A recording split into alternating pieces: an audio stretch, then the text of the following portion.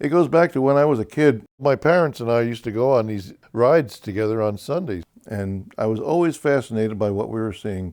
They always seemed to have some interesting story to say, and that piqued my interest and want to know more and so forth.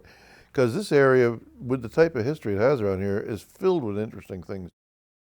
That was one of the things that they made a point of, and it was obvious to anybody who saw it, is that things were changing very rapidly on all fronts. This is the only thing that anybody could do, let alone me, and preserve it, was to photograph it. I've always felt that I had to take my pictures in kind of a measured way. I was more of a documentary photographer than I was an artistic photographer. You either come down on one side or the other. Either you're going to be an artist or you're going to be a documenter. And I always felt that I was a documentary photography person. I tried to bring in artistic elements.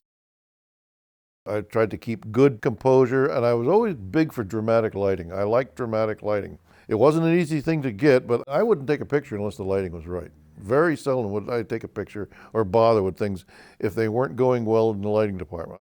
I would come back later on. I would pre-envision what was the good lighting for this subject. And that's why I got good lighting on my pictures most of the time, is because I just wouldn't settle for anything less.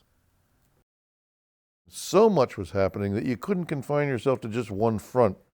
I mean, you would have different projects would come and go, like the Rondout project. So what I would do is I would time my visits down there to when I was delivering flowers or something for the florist business that my father had. And I would say, oh, the lighting is pretty good on Canfields. Right now is the time to go. So I used to carry my camera with me, and I'd run down there and I'd get these great shots. And I'm thinking, well, I got just so much time. I got to keep one step ahead of the wrecking ball here. So that made the entire body of work look rather better than it would have if I had just approached it haphazardly. The architecture that was all torn down through urban renewal was mostly built pre and post Civil War. That's amazing. It was a real neighborhood, it really was. Well, I've been all over the country in one time or another, and I have never seen any town that kept its homogeneity from a period that far back as Rondout did. It was just like it all stood still in time and stayed that way, rather than been rebuilt. No tasteless eyesores in Rondout.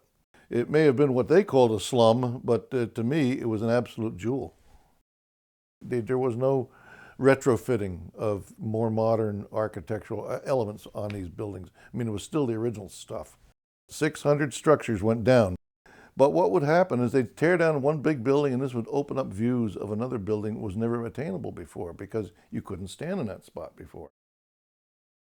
The railroad became a big vehicle for change to me simply because the Ulster and Delaware Railroad was still around, still running trains, still there, but it was on its way out. Everybody knew that.